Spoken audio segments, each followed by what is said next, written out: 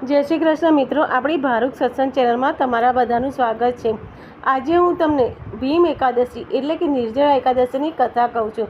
આપણી નિર્જળા એકાદશી તારીખ 25 જૂન 2026ના રોજ કરવાની છે। નિર્જળા એકાદશી તારીખ 24 જૂન 2026ને સાંજે 6:12 શરૂ થઈ જાય છે અને એની તિથિ સમાપ્ત થાય છે 25 જૂન 2026ના સાંજે 8:10 કલાકે।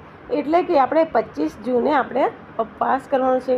દર મહિનામાં સુદ અને વદમાં 2 વખત એકાદશી આવે છે।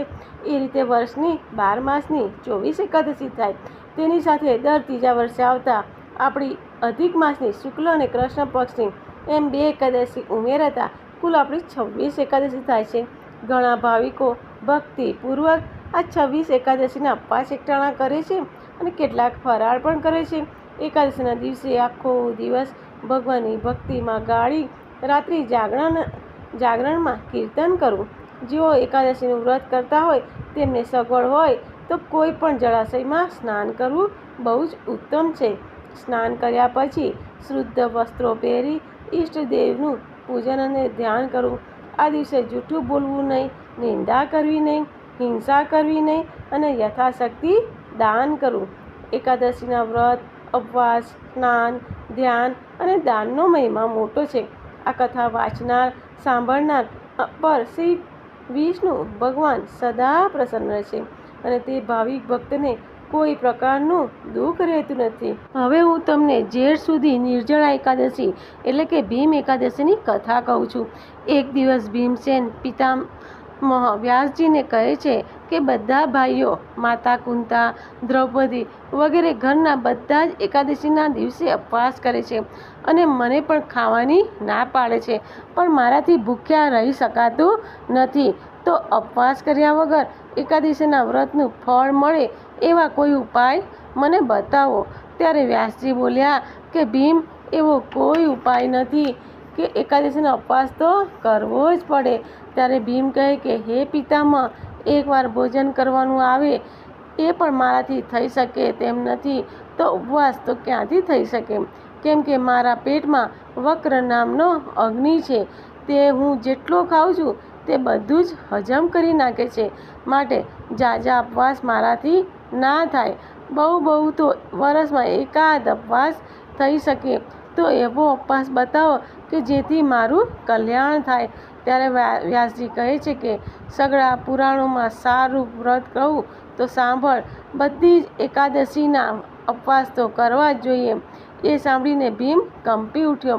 હે પ્રભુ, ઉપવાસ કરવાની મારી શક્તિ નથી, માટે થોડા કષ્ટે વધુ ફળ મળે એવું વ્રત મને કહો।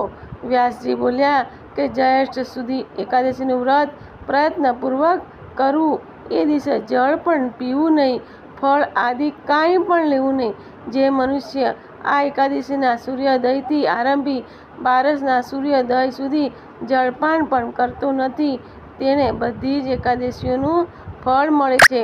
બારસના દિવસે સ્નાન કરી વિધિપૂર્વક બ્રાહ્મણને સોનું અને જળદાન કરી ભોજન કરાવી પછી ભોજન કરવું।